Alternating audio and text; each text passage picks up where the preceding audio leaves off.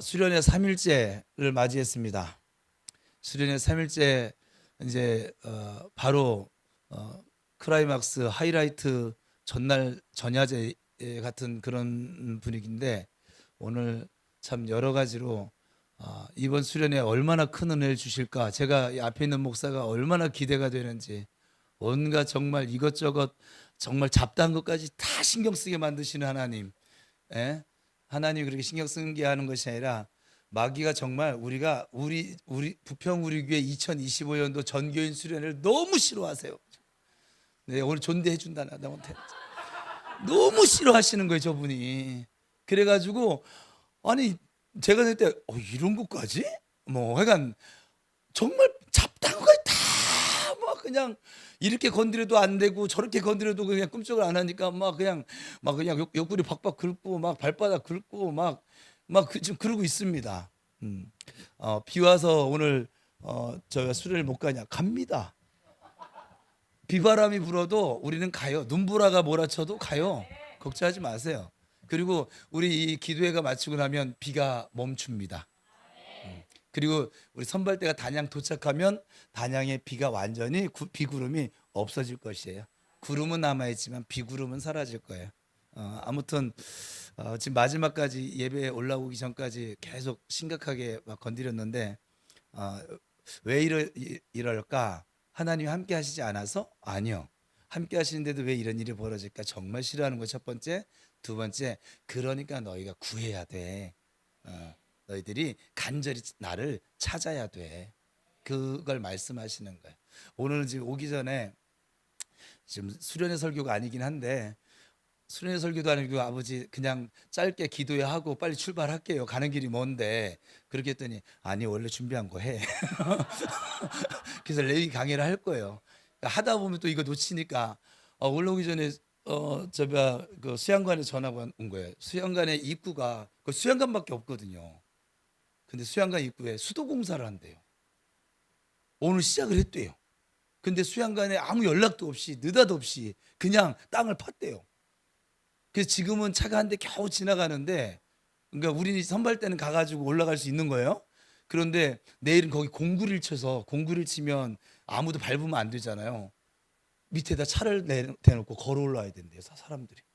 그래서 이게 말입니까 된장입니까 이러고서는 이제 막 이렇게 제가 싸우는 스타일은 아니잖아요. 그렇게 그래도 나는 수양관에서 그것을 못한 줄 알고 아니 이 행사를 잡았으면 적은 인원도 아니고 40여 명이 지금 이렇게 와서 쓰는데 미리 조율을 했었어야 돼. 그런데 조율할 새도 없이 아무 통보도 없이 그냥 오늘 와서 땅 팠대요. 땅 파고 다음에서야 자기들도 알아서. 그래서 지금 내일 행사를 하니까는 전화를 했더니 퇴근을 했대요. 그래서 오늘 제가 올라가서 잠 안 자고 밤새 철회를 하든지 뭐를 하든지 해가지고 내일 공구를 치지 못하도록 어떻게 좀, 공구를 치는 순간 이제 내일 후발 때는 다 걸어 올라오셔야 되니까 아니 아주 멀지는 않긴 하지만 그래도. 그래서 내가 여기 다리 불편하신 분도 계시고 나이 드신 분도 계시고 어린아이도 있고 안 됩니다. 아니 그리고 행사 마친 다음에 공사하라고 하세요. 근데 공무원들이 말을 안 듣잖아요. 기도해보자고요. 기도가 센지 공무원이 센지, 대한민국 공무원이 힘이 센지 우리 성도들의 기도가 센지. 왜냐하면 중간에 또 우리 물놀이 때문에 계속 차량을 이동을 해야 되거든요. 그걸 해놓으면 저녁 때까지 못. 그래서 그럼 낮에 하지 말고 저녁에 해라. 우리 물놀이 갔다 온 다음에 우리 어차피 저녁 먹고 저녁 집회 할 거야. 그렇게 하려더니 또 영주에서 또 오신대 누가. 그래서 저녁에도 안 되는 거예요. 그분들은 또 저녁에 우리 이번 수련회 단양분 참여하시고 영주분 참여하시고 아산분 참여하시고 전국구 수련회가 돼 버렸어요 지금. 그래서 이렇게 방해가 심하구나. 또 공사가 우리를 못 막잖아요. 예? 공사 못 막습니다. 예. 지금 우리 배 집사님은 저분이 가가지고 얼마나 큰 은혜 받으려고 저렇게 발악을 하는지 모르겠는데, 근데 아무튼 지금 머리 괜찮죠? 예. 그러라고 옆에 앉았어요. 예. 어제 말씀 들었잖아요. 흘러간다고. 그래서 함께 거기서의 은혜가 있어요. 오늘도 그 거기서의 은혜가 있기를 축복합니다. 지난 시간에 우리가 서 있는 위치가 어디인가 한번 지금 레위기 강해 중입니다. 예, 지난주에 우리가 서 있는 위치가 어디인가, 즉 뜰인지 성소인지 지성소인지, 우리가 왕 같은 제사장으로 서 지성소까지 들어가야 한다라고 말씀을 나눴습니다. 고마워. 뒷북이라도 쳐주면 됐지 뭐. 오늘은 여호와의 불의 응답의 내용이 나오는 지난주에 8장까지 나눴어요. 저희 아들이 와서 저한테 이런 말을 하는 거예요. 그러니까 목사 아빠를 둔 주의 복이지 뭐. 목사 아들로 살아가는 게 힘들어요. 남들이 다른 눈으로 쳐다보거든요. 성도들도 마찬가지예요. 다른 눈으로 쳐다봐요. 학교 가도 쟤는 목사님 아들이에요. 그러니까 쟤는 침 함부로 못 뱉는지 잘 뱉고 다니는지 모르겠지만 약간 막 그래요. 제가 뭐라고 하면 너 목사님 아들이 왜 그래? 이 소리 들었거든요. 그러니까 뭐 불편한 대신에 다른 성도들은 못하는 걸 하지. 아빠, 레위기 어떻게 하면 쉽게 읽을 수 있어요? 레위기 강의를 잘 들어. 졸지 말고. 네? 지난주까지 8장을 내용을 설명해줘. 내용을 알고 보면 쉽지. 내용을 모르고 보니까 이게 뭔 말인가. 맨날 출애굽기 읽었더니 맨날 규빗만 나온다고 하고 가늘배 뭐 꼰실만 나온다고 하고 뭐 나한테 와서 뭐 투덜거리더라고요. 어쨌거나 지금 오늘은 9장부터 살필 것인데, 9장은 하나님께서 말씀하신 대로 행했더니 하늘에서 불이 내렸다. 바로 응답이 있었다라고 하는 것을 말씀합니다. 그래서 9장 4절에서 6절 보면 여호와의 영광이 나타날 거예요. 전제는 뭐예요? 하나님이 말씀하신 대로 행하였더니, 이거의 전제예요. 같이 읽어볼까요? 시작. 너희가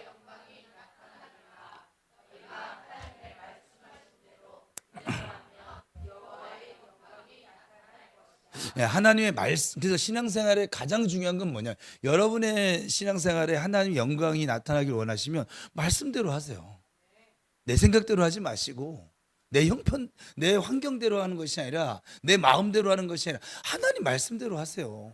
말씀대로 믿고 말씀대로 순종하고 말씀대로 예배드리고 말씀대로 기도하고 말씀대로 봉사하고, 그러시면 여러분의 삶을 통해서 하나님의 영광이 나타납니다. 우리가 말씀 읍절이었던 것처럼 하나님을 영화롭게 하는 삶을 살아가고 있는 여러분을 보게 될 것입니다.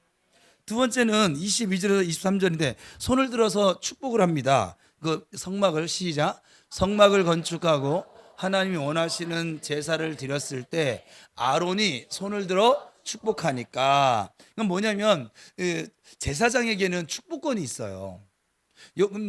여러분들은 정 목사님한테 축복권이 아니요. 여러분은 왕 같은 제사장이라니까. 여러분들이 아론이에요. 무슨 말 이해되셨어요? 하나님 여러분에게 직분을 줬어요. 왕 같은 제사장이라고. 맨날 목사님한테만 이렇게 막 뭘 요구하고 바라고 그러지 말고, 여러분들도 그럼 목사님처럼 살아요. 여러분 바라는 것처럼. 수없이 얘기하지만 자기는 안 하면서 목사님은 그래도 목사님인데 그럼 너도 목사님이라고. 흩어지면 목사님이 왜 그러는 거예요? 예배 시간에 레위기 어렵다고 하고 규빗이 어쨌다고. 규빗이 뭘 잘못했는데요? 가늘배 꼰실이 뭐가 잘못했는데? 그죠? 그래도 얼마나 감사해요. 일반 성도들 그런 거 질문 잘 안 해요. 못 해요. 근데 목사님 아들이니까 하잖아요. 손해 보는 것도 있지만 얻는 그 이유도 있다 이 말이에요. 그리고 23절에서 24절에 보면 여호와의 영광이 온 백성에게 나타나고 불이 여호와 앞에서 나와서 제물을 불사릅니다. 여러분, 제물을 불사르는 건 굉장히 좋은 거예요. 하나님 받으셨다는 거예요.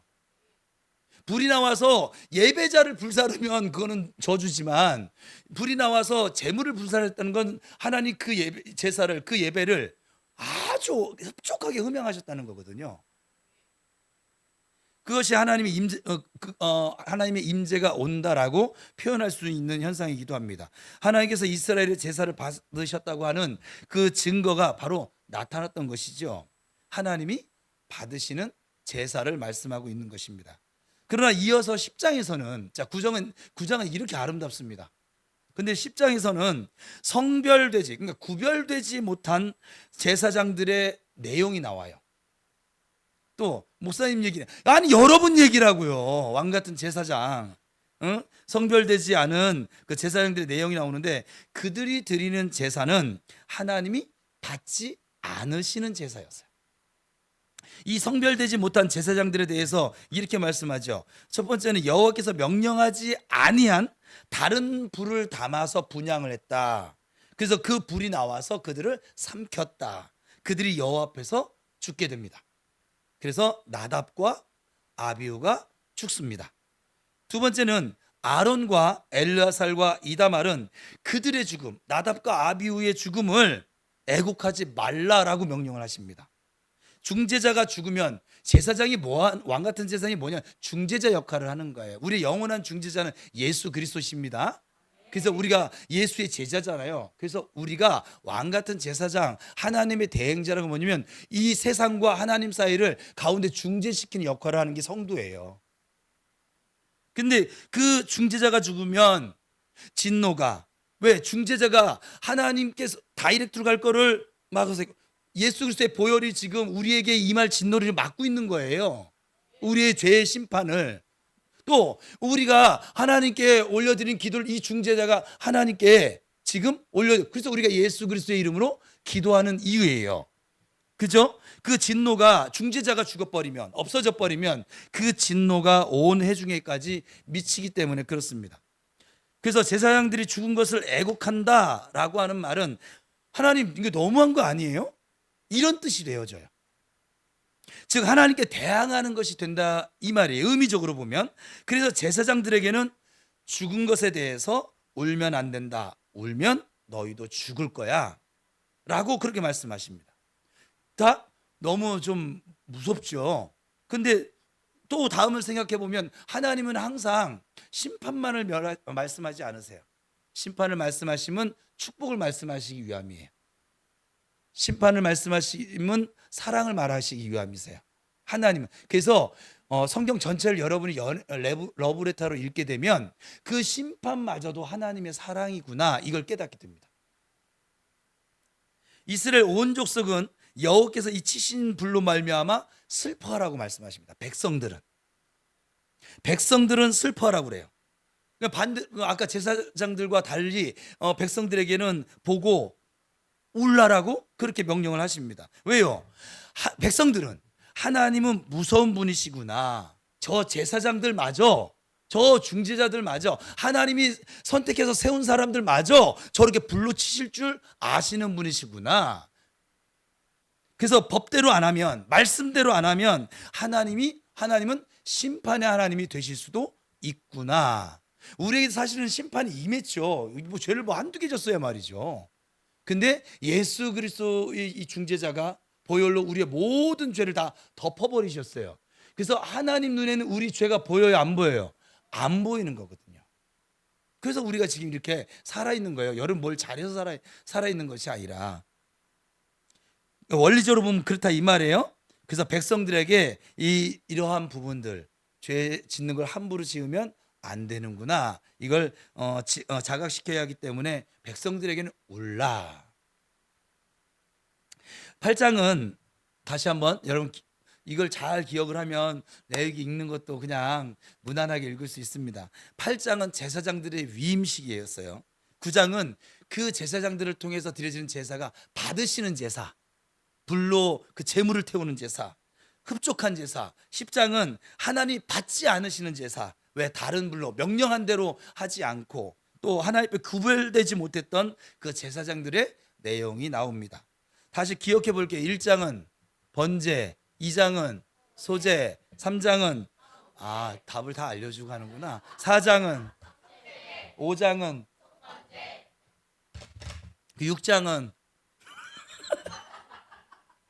6장에서 7장은 그래서 번제가 무엇이냐, 너희 전부를 드릴 준비가 되어 있느냐, 주님께 전부를 드릴 마음이 너 준비됐어?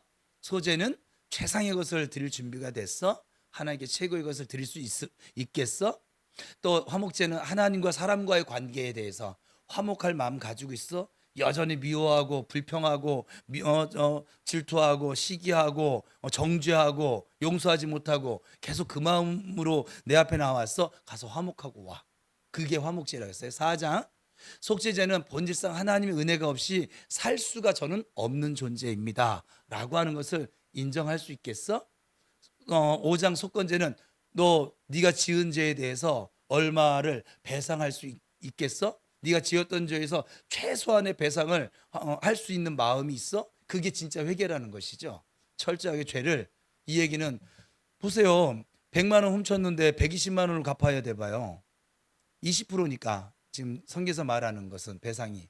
그러면 100만 원을 훔쳤는데 100만 원 갚아야 되는데 120만 원을 갚아야 되는데 다음에 1000만 원 훔칠까요? 안 훔칠까요? 1000만 원 훔치면 얼마를 갚아야 되는데 1200만 원을 더 얹어서 갚아야 되니까. 그래서 철저하게 죄 지고 싶은 마음이 생기더라도 거절하라고 하는 그런 제사가 속건제다. 뭐 기억이 안 나도 괜찮아요. 계속 반복해서 저는 할 거니까.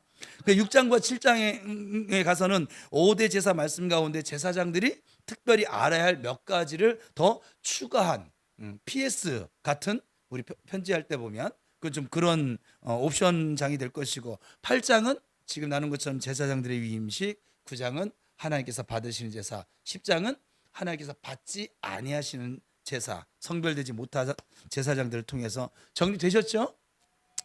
안 돼도 괜찮아요. 네. 이렇게 한번 듣고 정리될 것 같으면 여러분들이 다 목사를 하고 있겠죠, 뭐. 그죠?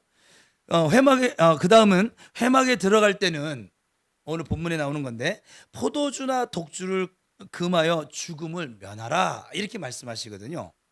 너희 대대로 지킬 영원한 규례라. 이게 제사장들에게 하는 말이에요. 지금 뭐냐면, 왜 나답과 아비후가 죽었을까? 왜 죽었을까요?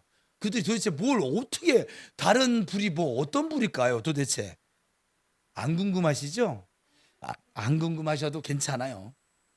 성경은 사실 이 부분에서 정확하게 그 이유를 설명하고 있지는 않습니다. 그러나 바로 그 다음 구절을 보면, 항상 그래서 문맥이 중요해요. 성경을 해석할 때는 다음 구절을 보면 성막에 들어갈 때 술을 먹지 말래. 그렇게 말씀하시는 걸 보니까 그 당시 사람들이, 제사장들이 술을 먹었다 안 먹었다? 먹었다는 거거든요. 그러니까 제사장들이 술을 먹었는데 술에 취한 상태로 또 그 제사를 집행하기도 했다고 하는 것이죠. 맞아, 지금도 그래요. 천주교는 우리 신부님들이 술이 안 깼는데 토요일 날 막 미사하고 막 그러신대요. 이번에 들었어요. 거기 그 열성파한테 들은 거니까 거짓말을 아니. 하긴 제가 여기 잘 가는 횟집에 거기 갔는데 신부님과 그 성도들이 다 모여서 한 8명 정도 모여서 건배 막 하면서 막 소주와 맥주를 막 그냥 거기서 기도하고 그렇게 먹고 있더라고요. 우리 애가 바로 옆 테이블에서, 뭐 이거는 나 말고도 우리 성도 다른 사람도 봤으니까 너무 신기한 장면이었어요. 막 제가 직접 본 장면은 예배 마치고 신부님이 성당 그 입구 앞에서 딱 담배 피면서 안녕히 계세요, 수고하셨어요, 이렇게 인사하는 신부님도 본 적 있고, 실제로 그거 신부님하고 악수했어요. 신학교 숙제로 제가 그 타종교 수업을 이제 그 리포트를 써내야 되는데, 그 수업차 갔다가 깜짝 놀랐잖아요. 그렇게 깜짝 놀란 게 너무 많아요. 근데 우리 입장에 깜짝 놀라는 거지 그랬다고요, 그냥. 근데 어쨌거나 술을 먹지 말, 취해서 술 먹지 말라고 금했다 이 말이에요. 왜냐면 또 여러분 술을 안 드시니까 안 먹는다고 저는 생각을 하고 얘기하는 게 편하겠죠. 뭐 좋아하시는 분들은 찔리지도 마세요. 뭐 좋아하는 걸 못 하고 있어 뭐. 예? 술 먹고는 교회 안 오잖아요. 지금 이 말씀처럼 말씀대로 예수 믿는 거예요. 예? 그래서 술 먹고 오진 않잖아요.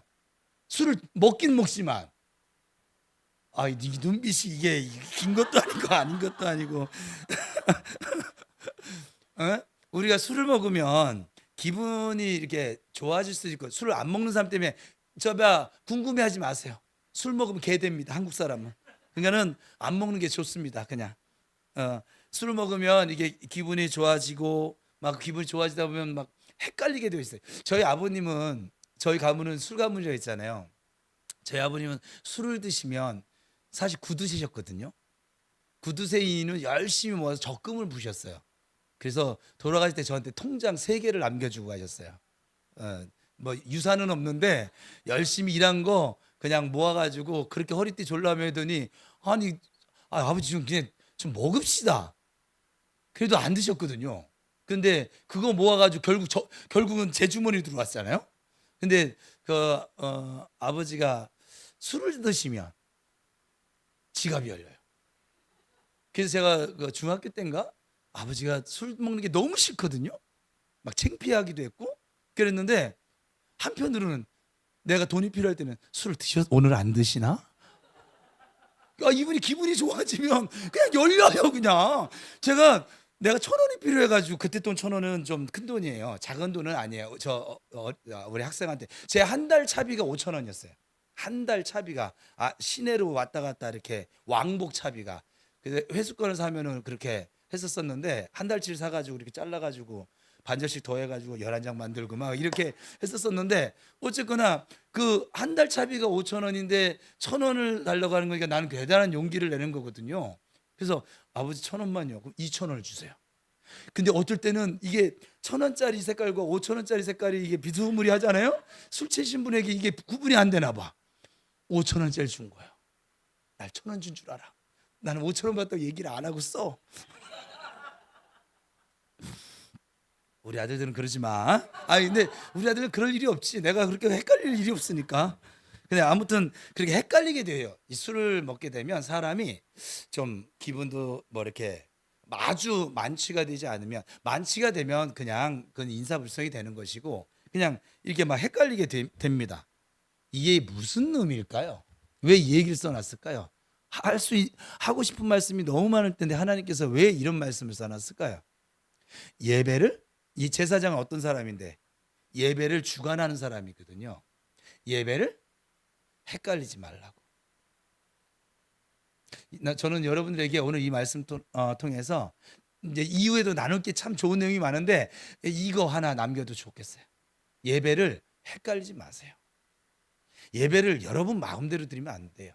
헷갈린다는 게 뭐냐면 내 마음대로 드리는 거거든요. 내 기분대로. 내가 오늘 하루 종일 뭔가 좀 우울한 일이 있어서 예배 시간에서 계속 우울한 채로 예배 드리는 거, 이건 예배 드리는 게 아니에요. 내 우울감, 내 감정을 그대로 하나님 앞에 토로하라고 그랬지, 그 감정을 가지고 계속, 그게 아니라고요. 화난 감정이 있었어요. 그래서 주님이 예배에 대해서 분명히 얘기했잖아요. 누가 예배에 대해 다툰 일이 생각나면 풀고 오라고. 그 화난 마음, 풀지 않은, 용서하지 못한 마음 가지고 너 예배 자리에 앉아 있어야 너는 예배를 헷갈리고 있는 거야. 넌 예배 드리는 게 아니야. 너는 예배 자리에 앉아 있었을 뿐이지 예배 드리는 것이 아니야. 그 얘기거든요. 예배를 헷갈리지 말라는 거예요. 아주 중요한 문제예요.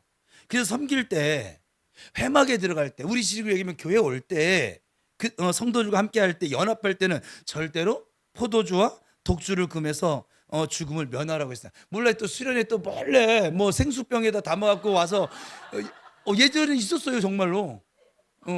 그리고 물컵에다가 이제 따라가지고선 이렇게, 그러면 저는 모른 척합니다 일단. 그가 예배를 집회를 집도할 것은 아니기 때문에 저는 뭐 옆에 있는 성도들이 시험이 들거나 말거나 그건 그들의 문제고 나는 시험이 안 들어. 아니 저 정도로 먹고 싶은데도 불구하고 저 단양까지 쫓아왔어. 얼마나 기특합니까? 박수 쳐줘야 되지 않을까요? 애가 이번에 가가지고 그런 사람 있으면 내가 박수 쳐줄 거예요. 이렇게 세워놓고서 그냥 만인들에게 다 공포하고 그냥 박수 쳐줄 거예요 그냥. 그래서 절대로 이 예배자는 포도주와 독주를 금해야 된다. 이걸 말씀하셨어요. 그리하여야 거룩하고 속된 것을, 왜 그래야 되냐면 거룩하고 속된 것을 분별하며 부정하고 정한 것을 분별할 수 있기 때문이야. 그들은 분별력 없이, 이 나답과 아비후는 분별력 없이 다른 부를 드렸기 때문에 사망에 이르렀던 것이죠. 그러니 지도자의 분별력이 얼마나 중요하냐고요. 그래서 10절이 중요합니다. 다 같이 읽어볼까요? 10절 시작.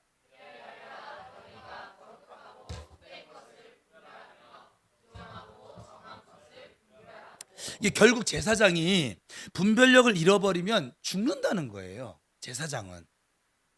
교회 지도자가 무엇이 옳은지 잘못된 것이 분별하지 못하면 그 공동체는 망할 수밖에 없어요. 그래서 술만 말하는 것이 아니라 우리가 지금 여러분 술을 안 먹는다고 다 웃고 있는데 여러분 세상에 취해 있잖아요. 세상에 취하거나 다른 것에 취하면 안 된다는 거예요. 제사장은. 목사님은 그러지 마세요. 그러지 마세요. 여러분이 왕 같은 제사장입니다. 자, 옆 사람 축복합시다. 아무리 얘기해도 못 알아듣는 것 같아. 당신은 왕 같은 제사장입니다. 시작.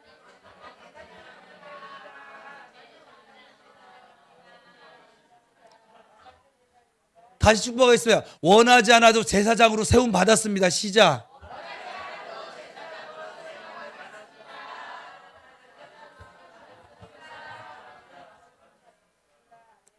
그러니까 우리가 세상 것에 취하잖아요. 그럼 분별을 못 하게 됩니다. 자기도 망하고 자기 가족들도 망하고 되는 것이죠. 11절에서는 여호와께서 주신 모든 규례를 이스라엘 자손에게 가르쳐라 이렇게 말씀하고 또 이들이 자식이 없는 채로 죽었거든요. 이 나답과 아비후가. 그것을 민수기 3장과 역대상 24장에 보니까 나답과 아비후에 대해서 저주받았다라고 하는 것을 강조하기 위해서 그들이 왜냐하면 이 시대는 무자식이 상팔자가 아니에요. 무자식은 저주받은 거였거든요. 그래서 자식이 없이 죽었다는 것을 두 번이나 강조를 시킵니다. 누군가에게 이것을 흘려보내는 삶이 되지 못했다는 거예요. 여러분들은 지금 결혼 안 하신 분들도 마찬가지고 결혼하신 분들은 뭐 당연히 자녀가 있지만 결혼 안 하신 분들도 여러분들에게 자녀가 있을 수 있어요. 영적인 자녀. 여러분들에게 주신 은혜를 흘려보낼 수 있는 딜리버리 할 수 있는 나눌 수 있는 그런 존재를 만드셔야만 합니다. 여러분들에게 끊어지게 하시면 안 됩니다. 아셨죠? 지금 그 얘기를 하는 거예요. 그래서 내가 흘려보내지도 못한 상태로 죽는 건 저주입니다. 하나님이 여러분들만 잘 먹고 잘 살라고 은혜 주신 게 아니거든요. 갈라디아 3장에 보면 아브라함의 복을 세상에 흘려보내는 사람이 왕 같은 제사장이에요. 지금도 여러분은 그런 사명을 하나님 주신 사람들이세요. 그래서 우리 어제 나눴잖아요. 거기서 하나님께서 여호와께서 복을 명령하신 이유는 뭐냐면 그거 흘려보내라고. 그래서 이 연합하는 자리에 함께하는 자리에 자꾸 모이라고. 거기서 여호와께서 명령하신다고. 그래서 대상이 없이 비운에 간 두 사람에 대해서 지금 애도를 하는 장면도 나오는 것이고, 그래서 11장과 15장은 이제 결례법인데 이 정결케 되는 원칙을 가르쳐 주시는데 우리의 영적인 상태, 우리의 삶, 신앙 생활을 말씀하고 있습니다. 그래서 정결법이니까 첫 번째 11장은 다시 한번 보시면 11장은 교제를 통한 부정이에요. 교제. 함부로 만나면 안 된다는 거예요. 뭐냐면 성경에서는 이렇게 얘기해요. 먹을 것, 만질 것, 먹어야 할 것, 먹지 말아야 할 것을 우선 말씀하고 계시고, 짐승, 물고기, 여러분 성경 1도 이상 해보신 분은 이제 기억날 거예요. 짐승, 물고기, 새날개 있는 곤충, 기는 것들, 부정한 짐승의 사체를 만지면 죽는 것이고, 정결법의 그 원칙들에 대해서 말씀을 하세요. 막 굽이 갈라졌거나 새김질해야 되고, 새김질만 하고 굽이 안 갈라졌거나 뭐 새김질을 안 하고, 이게 뭔 말인지 하나도 모르겠어 사실은. 동물농장을 봐도 모르겠어 내가 지금. 예? 근데 물러셔도 돼요. 왜냐면 항상 이제 원리를 깨달으시면 된다고.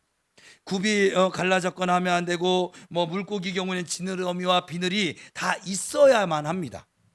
그러니까 새의 경우는 뭐 육식을 하는 동물, 제가 이제 그래도 지금 예수 믿고 한 30년 지나 보니까 왜 이런 것들을 먹지 말라고 했을까? 그걸 생각해 볼 땐 우리 육체에 안 좋습니다. 지금 주님 먹지 말라고 하는 음식들은 육식을 하는, 사실 고기를 우리 민족이 삼겹살을 좋아하잖아요. 이번에도 가서 보고요 30근을 사왔어요 지금. 하여간 먹다가 하여간 먹을 사람 더 먹어라. 뭐 하여간 모자른 사람은 없어라. 그리고서는 또 모자른 사람 있을까봐 삼겹살 할 때 또 그 해물 된장찌개도 그냥 곁들여서 끓여주려고요. 그냥 우리 삼겹살집 가면은 된장찌개에다 밥해서 밥도 줄 거예요. 그래서 밥 먹을 사람 밥을 먹고 말아 먹을 사람 말아 먹고 뭐 고기만 먹을 사람 고기만 먹고 상추 싸 먹을 사람 상추 싸 먹고 뭐 약간 뭐 알아서 뭐 약간 죽이 되든 밥이 되든 상추는 안 샀대네요. 약간 그래서 뭐냐면 육식하는 동물 공격하는 동물을 못 먹게 생각해 보니까요. 육식하는 새 독수리 고기 먹어보셨어요? 그러면 송골매 예.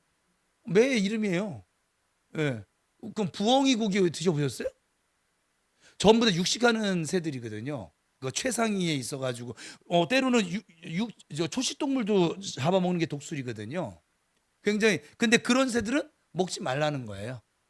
그리고 초식, 곡식을 먹는 그 작은 새들, 그 새만 먹게 했습니다. 하나님 얼마나 세밀한지 모르세요. 날개 있는 곤충은 날아다니는 건 괜찮은데 날개는 있는데 날지 못하고 기어다니는 애들은 먹지 말래요. 절대로 안 된다는 거예요. 그러니까는 메뚜기는 먹어도 돼요. 날개 있는데 날아가잖아. 그죠? 그냥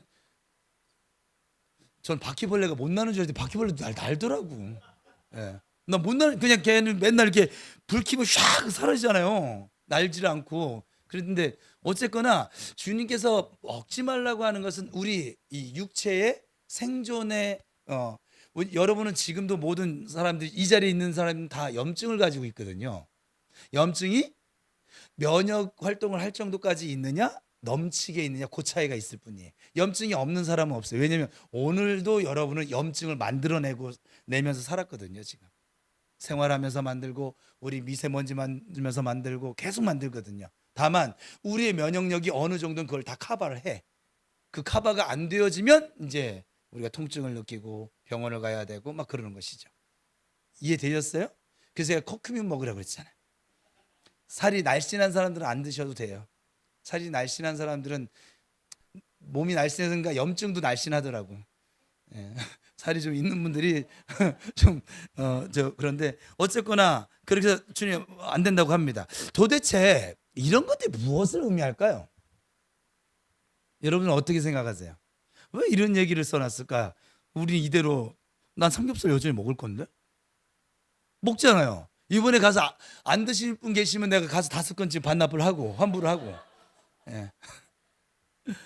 사도행전 10장을 보면요. 여러분 잘 아는 말씀 사도행전을 우리 교회는 강해를 했으니까 베드로가 고넬료와의 만남을 위해서 하나님의 환상을 3번 보여주잖아요.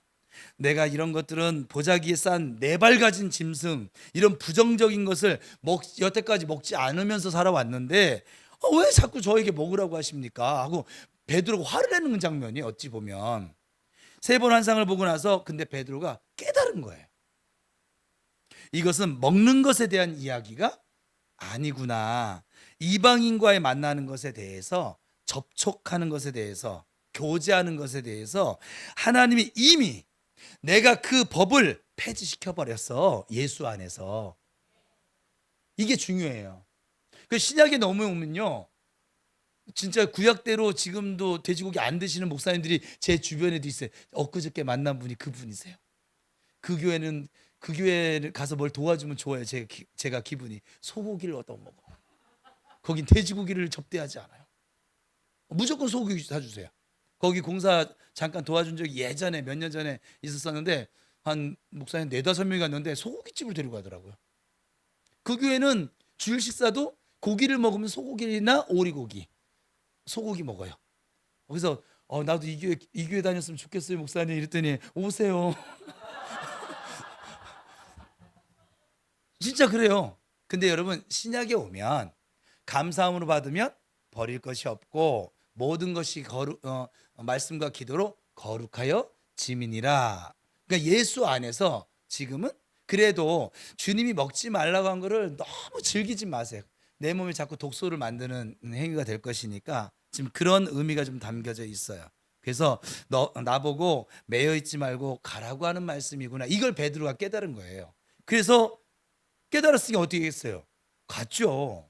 그래서 고넬료 집에 가서 예배를 집례를 하고 말씀을 증거할 때 어떻게 해요? 성령 세례가 임하게 됩니다. 우리 지금 수련회 가서 지금 성령 충만함이 임하게 될 것이거든요. 네.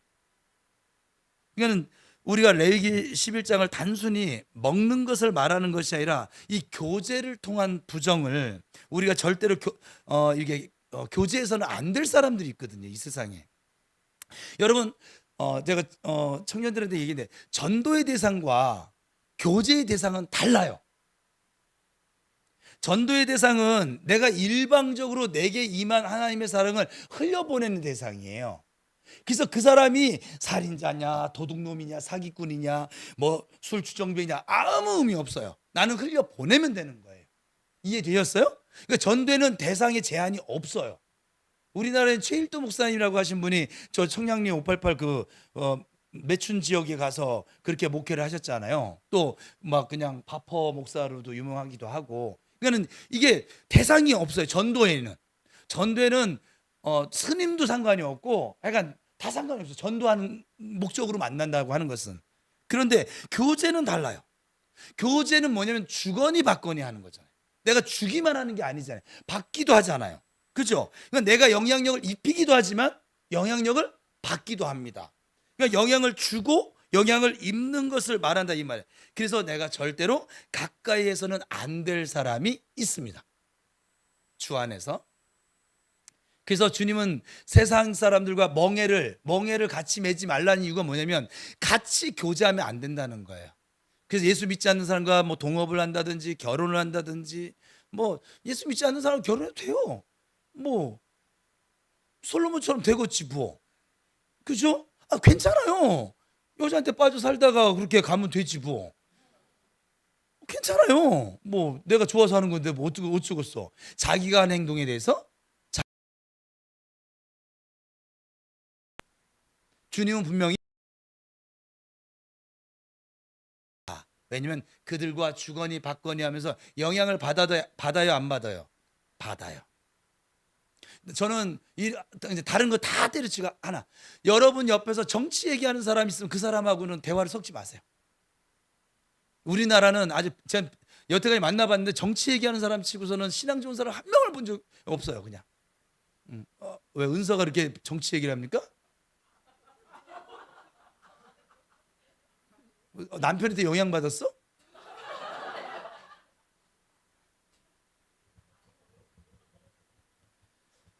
제가요 살면서 가장 같이 대화를 섞기 싫은 사람 중에 한 사람이 정치 얘기하는 사람이거든요. 맨 처음에 그냥 다 받아줬어요. 근데 그분하고만 만나고 나면 머리가 아파요. 그러니까 내 영에 하나 유익이 없다는 거예요. 내 기만 다 뺏겼어. 그냥. 왜냐면 계속 그 정치 얘기하는 사람은 감사하는 사람이 한 명도 없었어요. 제가 만난 사람은 다 불평이에요. 이래도 불평, 저래도 불평, 앞에 가도 불평, 뒤에 가도 불평, 경찰도 불평, 도둑놈도 불평, 뭐 대통령도 불평, 국회의원도 불평, 빨간 놈도 불평, 파란 놈도 불평, 뭐 약간 결국은 뭐냐면 불평으로 끝나더라고요. 여기는 내가 있을 자리가 아니구나. 그래서 저는 이렇게 우리 동서 형님이, 제가 막내 동서인데 위에 동서 형님이 나이가 많으신데, 이분들이 모이면 지금 요즘 좀 요번에 만났더니 좀 덜해요. 예전에는 하여간 뭐 이렇게 만지는 걸 좋아하는가, 그냥 더불어 만진다는 얘기를 이렇게 많이 하셔가지고 그냥 약간 맨날 그들이 도대체 거기서 뭐를 해주는지 알 수도 없어. 난 저들이 뭔 얘기를 하는지도 나중에 결론을 보면 결국은 불평으로 끝나요. 그냥 왜 그런지. 자기들도 막 인상 써가면서 가족들 막 피곤해하고 옆에 있는 사람 피곤한데 왜 저러는지 도저히 알 수가 없어요. 그걸 안 말리면 1시간 넘게 합니다. 근데 제가 또 막내라 또 자리도 못 두고서는 그냥. 근데 요즘은 저한테 두 분 다 목사님 하시거든요. 그래서 제가 이제 컷하든 내가 나가버리든지 그냥. 그래서 지금 요번에 내가 음식을 막 해신탕을 해드렸거든요. 그냥 요리 얘기로 넘어가가지고 얼마나 좋았는지 몰라요. 막 그냥 여러분 정치 얘기하면은 10분 이상 듣지 마세요. 그거 듣는다고 나라 안 바뀌어요. 차라리 그 할 시간에 기도를 하라고요. 그냥 여러분이 아무도 못 바꾸는데 왜 뭐하러 그렇게 할까요? 여기는 하는 분이 없으시니까 지금 얘기하는 거예요. 저 영상으로 듣는 분 하지 마세요 좀. 그냥 본인이나 잘 살아요. 그냥 기도하면서 항상 기뻐하고 쉬지 말고 기도하고 범사에 감사하면서 좀 살아보세요. 좀 알았죠? 들을 게 있는 사람은 그러니까 절대로 가까이에서는 안 될 사람인 거예요. 이런 우리는 분별력을 가지고 그래서 교제를 조심해 하셔야 돼. 저는 이제 그 교회 안에는 같은 식구라서 좀 그렇게 하는데 제가 우리 교회가 규모가 더 커지잖아요. 이게 통제가 제가 이제 한눈에 안 들어오면 저는 분명히 이 설교를 할 거예요. 교회 안에서도 불평하는 사람들 옆에 교제하지 마세요. 물들거든요. 이게 왜 그러냐면 물들어서 그래요. 다른 이유가 없어요. 처음에는 괜찮아요. 내 영향력으로 이걸 버티거든. 근데 계속 듣다 보면 그래서 불신자와 신자가 연애를 합니다. 근데 여자가 불신자야. 그 부분은 어떻게 될 것 같아요, 여러분? 결국 예수 안 믿습니다. 그 가정은 결국은 예수를 안 믿어요. 예수 믿는 남자가 예수 믿지 않는 여자를 전도를 해서 끌고 온 경우를 저는 거의 희박하게 봤습니다. 있긴 있어요. 근데 그것도 뭐냐면 그 불신자이긴 하지만 이 영혼을 위해서 기도하는 주변의 사람들이 많은 경우. 근데 여자가 잘 믿어. 근데 남자가 안 믿어. 그래도 이것도 어려워요, 사실은. 지금 우리 교회도 굉장히 어려움을 겪는 분들이 많으세요. 근데 이 어려워. 그래도요, 여자가 세요. 결국 남자가 믿음은 없는지 모르겠는데 교회는 나오더라고. 제가 목회 30년 동안 너무 이거는 거의 데이터로 볼 때 이래요. 여자가 세요. 남자가 센 것 같죠? 여자가 셉니다. 여자가 막 징징 짤면서 막 그냥 막 하잖아요. 남자 결국 나갑니다, 그냥. 여보 청동원전인데 한 번만 와줘. 남자들은 부모한테 교회에서 이번에 청동원전 일하는데 한번 와볼래? 싫어. 알았어. 여자들은 목사님이 이번에 안 오면 나 진짜 개쪽당하고 나 창피해서 나 교회 못 다녀. 그러면 다니지 마 이래야 되는데 알았어 가줄게. 이게 이렇게 되더라고요. 제가 수없이 청동원 전도주를 해봤는데 이게 그래서 여자를 믿게 해야겠구나. 내가 앞으로 개척을 하면 여자가 많은 교회를 만들어야겠구나. 그러니까 뭐 이런 생각도 해본 적이 있어요. 어쨌거나 이렇게 교제를 할 때 여러분 신자와 불신자가 이렇게 교제를 하면 제가 여태까지 경험한 대로 보면 불신자 쪽으로 왜냐하면 우리가 본성이 죄의 노예 근성이 있어서 끌려가더라고요. 이거는 우리는 훈련을 해서 지금 신앙의 본성을 습관을 가졌는데 이 악의 본성은 훈련을 안 받아도 돼. 여러분 교회 한 달만 안 나와봐. 다 여러분 악해지려고 노력하지 마요. 그냥 악해져 있을 거예요. 그냥 그렇게 된다니까요. 앞에 있는 목사도요 한 달 동안 예배 못 드리잖아요. 그러면 악해져 있을 거라고요. 지금 코로나 때 우리나라가 예배가 죽었었잖아요. 3년 동안. 그죠? 3년 동안 예배 죽으면서 어떤 현상이 벌어졌을 것 같아요? 사회 문제가 어마어마하게 많아졌죠. 그냥 잠재되어져 있던 그 악한 본성들 다 드러나가지고 코로나 때 예배 안 드리셨던 분들 여러분 자신을 한번 돌아보세요. 그 코로나 이전에 여러분의 성품과 그리고 그때는 좀 참았거든. 원래 승질은 지랄 맞는데 그래도 좀 참았거든. 그냥 믿음의 힘으로. 근데 코로나 때 예배 안 드리면서 어때요? 참아져요? 안 참아져요? 또 아닌 척한다. 정말 저는 안 참아지더라고요.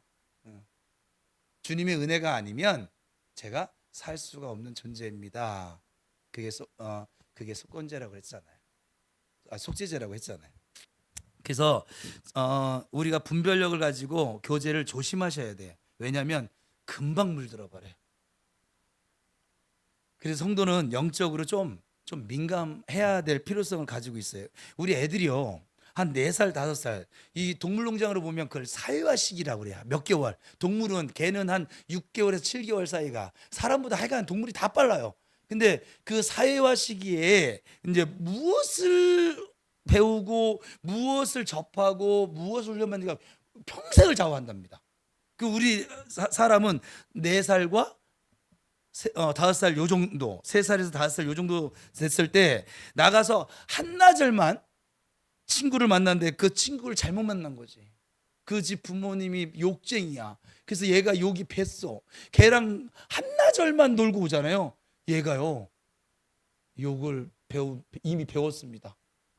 그리고 엄마하고 아빠한테 야단을 맞아도 그게 고쳐질까요? 안 고쳐질까요? 안 고쳐집니다. 어마어마한 파급력을 가지고 있어요. 그러니까 이 교제권에 대한 이야기를 11장에서 말씀하고 있는 것이죠. 그리고 12장에서는 비가 안 올 건데 12장까지 가죠. 뭐 12장은 똑같은 결례 의식인데 출생에 의한 부정이에요. 산모의 정결 예식이 나오는데 이 정결 예식에 쓰이는 제물 또 새로 드리는 정결 예식, 그래서 11장은 사람을 만났을 때 부정한 것에 대해서 조심하라고 말씀을 하고 12장은 사람은 근본적으로 타락을 했기 때문에 우리가 다윗의 고백을 보면 이렇게 고백해요. 다윗이 내가 엄마 뱃속에 있을 때서부터 나는 이미 타락한 존재다. 내가 모태에서부터 나는 이미 부정한 자다. 이런 표현들을 막 쓰거든요. 다윗이 출생에 의한 부정에 대해서 이야기를 하는 거예요. 그게 12장의 내용이에요. 그리고 13장에서 14장까지 문둥병의 정결 규례가 나오는데 여기까지는 나 가야겠어요. 뭐냐면 질서를 아니 아까 그 11장이 너무 오래 갔어. 예. 아니 주께서 지금 다 인도하고 계세요. 뭐냐면 이 문둥병의 정결 규례인데 질서를 거스름으로 발생되어진 부정을 얘기를 해요. 이 13장과 14장은 문둥병의 정결규를 가르쳐 주는데 문둥병이 뭐예요? 진단해 보면 피부에 중상 난육이라고, 그러니까 우리가 상처가 난 다음에 하얗게 하얀 살이 돋아나는 경우를 난육이라고 부른대요. 의사들이 이 난육 중상과 종기의 상처, 화상의 상처, 의복에 번진 문둥병 이런 것들을 비둘기피로 1차 정결식을 하고 속건제, 번제, 소제로 2차 정결식을 하고 주택에 우리가 사는 집에 발생되어진 문둥병은 어떻게 처리를 하고 막 이런 것들을 이야기를 하고 있습니다. 그러니까 피부병이 왔는데 단순하게 얘기하면 번지면 문둥병, 안 번지면 그냥 피부병. 쉽게 얘기하면 그래요. 왜 이게 이게 가둬놓았냐면 문둥병 걸린 사람 쫓아서 한 곳에 가둬놨잖아요. 우리 조선 시대 때도 무저 풍토병 발생되면은 그 마을 새끼줄을 딱 쳐가지고 막잖아요. 왜? 번지니까. 번지지 못하게 하려고. 교회 안에 여러분 이거를 그냥 문자 그대로 보면 지금 누가 문둥병이라고 합니까? 흰센병이라고 하지. 그죠? 그러니까 교회 안에 문제가 발생됐어요. 자, 문제가 왔는데 입에서 입으로 건너서 막 뻗어나가면 그 문제는 문둥병, 영적인 문둥병이고, 혼자 끙끙 앓다가 멈춰버리면 피부병. 이런 영적 문둥병은 아주 쉽게 번져갑니다. 금방 번져요. 지금 제가 정말 조금 아까 얘기했지만 규모가 작아서 그냥 두는 거예요. 그냥. 왜냐면 처리할 수 있으니까. 처리할 능력이 교회에 있으니까. 근데 교회 규모가 커지면 제가 무슨 신도 아니고 모를 거 아니겠어요? 그죠? 어디 구석에서 그게 번지는지, 어디서 곰팡이가 피는지, 문둥병이 번지는지 알 수가 없잖아요, 영적으로. 그래서 불평하는 사람들과 사귀지 말라는 설교를 반드시 할 거예요. 저는 지금은 안 해도 괜찮아요. 불평하는 사람과 만났어, 문둥병이 번지려고 그래, 가가지고 제가 피부를 잘라버릴 거니까 그냥 더 이상 번지지 못하도록. 그래서 교회 치리권이 있는 거예요. 교회 치리권이 있는 이유, 교회가 사랑의 공동체인데 치리가 뭐냐면 심판하는 거예요. 더 번지지. 우리 귤 상자 안에 썩은 귤 하나 있으면 어떻게 해야 돼요? 그게 버려야죠. 그거 아깝다고 계속 두면 어때요? 전체가 다 번지잖아요. 그래서 그걸 도려내는 걸 치리한다고 하는 거예요. 그러니까 더 나은 공동체를 위해서 그렇게 하는 것인데, 근데 저는 치리권을 안 쓰겠다고 지금 얘기를 했었어요. 근데 안 쓰고도 뭐 이렇게 치료하면 되겠죠, 뭐. 아무튼 이 영적 문둥병은 금방 번집니다. 그런데 구약 성경에 보니까 문둥병에 걸렸던 사람들을 보면 떠오르는 이름 한번 불러보세요. 문둥병. 나아만. 훌륭합니다. 우리 수련회 마치고 돌아오는 본문의 주인공이십니다. 나아만. 그리고 게하시, 또 우시야, 그리고 미리암. 그죠? 나아만을 제외한 나머지 사람들의 특징이 공통점이 무엇일까요? 모두 질서를 거슬렀습니다. 하나님이 세운 권위에 복종하지 않고 거슬렸던 사람들입니다. 그러면 나아만이 씻음을 받을 수 있었던 이유가 무엇이었을까? 위기가 있었지만 나아만은 위기는 있었어요. 나눌 거예요, 주일날. 이번 주일날까지 다 끝내나 그러니까 수련을 갔다 오죠. 그죠? 위기가 있었어요. 그런데 결국 나아만은 순종했습니다.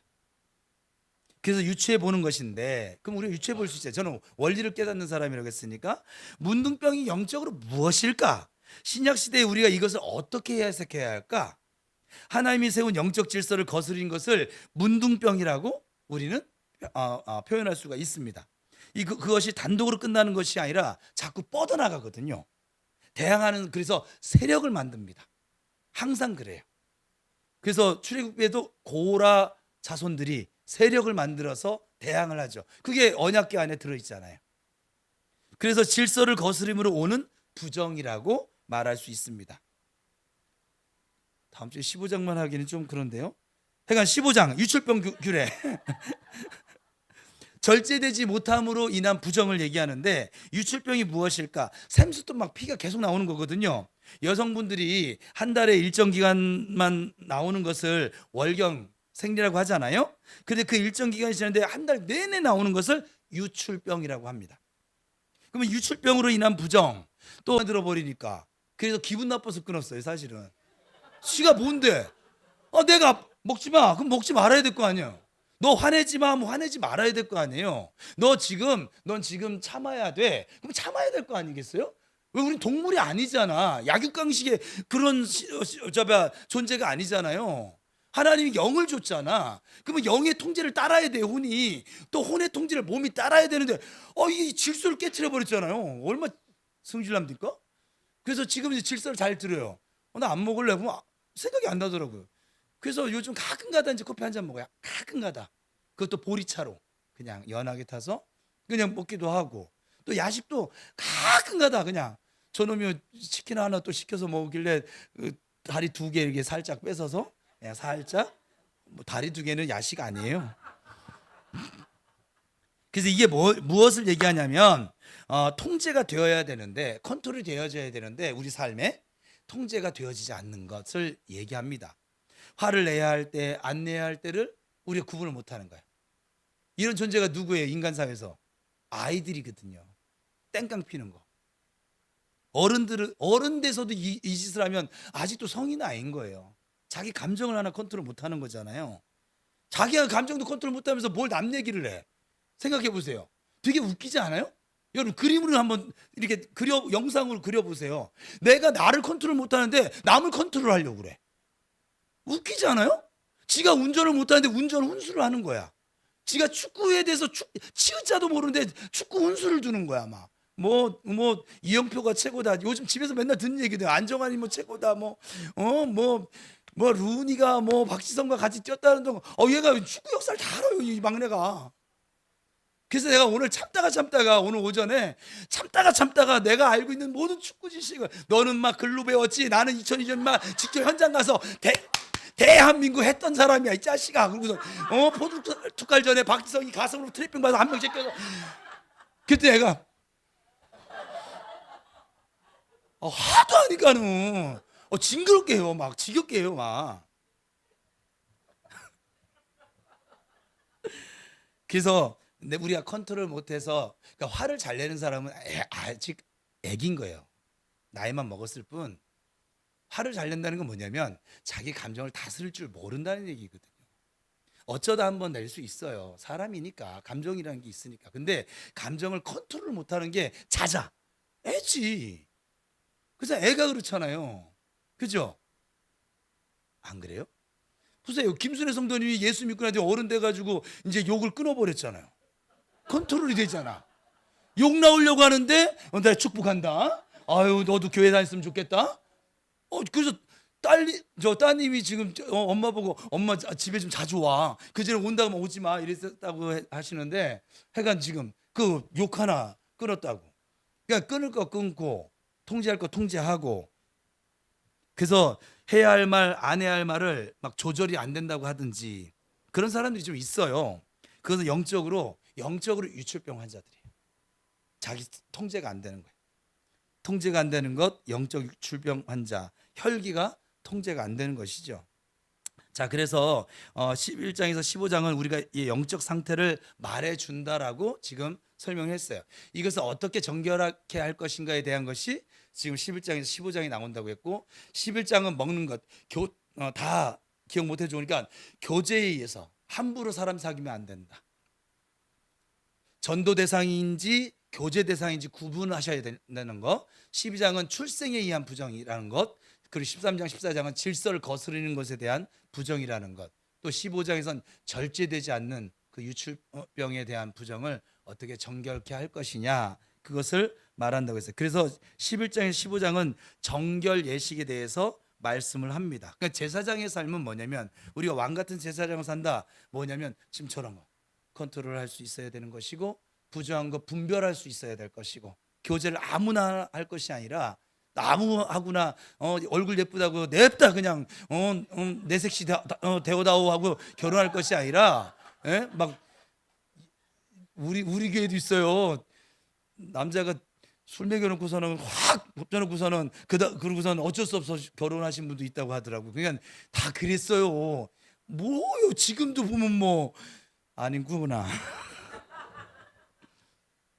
그래서 임마누엘 하시는 하나님 앞에서 이스라엘은, 또 오늘날 우리 성도들은 하나님께 예배하는 것으로 그쳐서는 이 교회에서 모여서 예배드린 것으로 그쳐서는 안 될 것이고, 삶의 자리에서도 예배하기 위해서 늘 정결한 삶을 살아가야 한다. 정결한 생활을 따르는 길은 바로 레위기의 주제이기도 하고 예배자의 삶인 거룩의 길이기도 합니다. 그러니까 부정이란 깨끗하지 않을 뿐만 아니라 바르지 못한 것이고, 정숙하지 못한 것이고, 또 컨트롤하지 못하는, 지키지 못함도 포함됩니다. 그래서 하나님 보시기에 어긋난 것은 모두 부정한 것이에요. 하나님 말씀에서 벗어난 것은 모두 부정한 것이에요. 그래서 하나님의 말씀대로 예수를 믿는 사람이 잘 믿는 거예요. 하나님 말씀대로 예배드린 사람이 예배자인 거예요. 하나님의 말씀대로 순종하는 사람이 진짜 순종의 사람인 거란 말이에요. 자꾸 자기 생각 집어넣어가지고, 자기 생각 집어넣어야 부정하다니까요. 그렇잖아요. 우리가 이미 경험했잖아. 레위기 11장 15장은 그래서 부정한 것을 가정생활의 중심으로 설명을 하는 것인데, 우리가 정결을 실천해야 하는 자리는 이 예배당이 아니라 사실 가정이기 때문에 그래요. 교회에선 그래도 좀 정상적이라면 단서는 그거예요. 기본적으로 컨트롤이 좀 되어지잖아요. 막무가내는 아니잖아요, 여기서. 근데 교회에서 막무가내인 분들도 저를 만난 적이 있는데, 우리 교회는 지금 현재 막무가내인 분은 없어요. 그러니까 막무가내지는 않잖아요. 그래서 성소는 본질적으로 거룩한 영역으로서 훈련의 장소이지, 여러분들이 훈련받은 걸 실천한 장소는 여러분의 직장과 여러분의 가정과 여러분 그 삶의 자리일 거란 말이에요. 내가 어제도 얘기했잖아요.